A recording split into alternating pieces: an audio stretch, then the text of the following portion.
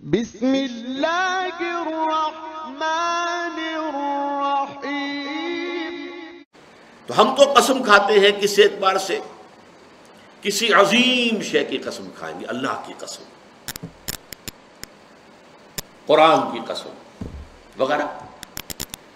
لیکن یہ کہ ظاہر بات ہے اللہ تعالیٰ سے عظیم تر تو شے کوئی ہے نہیں۔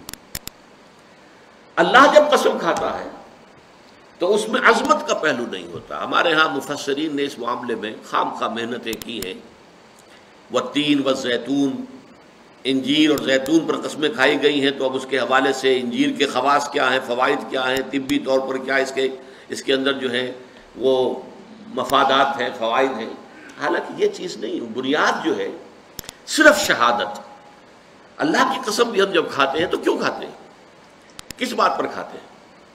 اپنے کسی سٹیٹمنٹ پر اللہ کی قسم کھاتے ہیں کہ میں اللہ کو گواہ کر کے کہہ رہا ہوں کہ جو کچھ میں کہہ رہا ہوں یہ ٹھیک ہے، یا کسی وعدے پر اللہ کی قسم کھاتے ہیں کہ اللہ کی قسم میں تمہاری یہ بات پوری کر دوں گا۔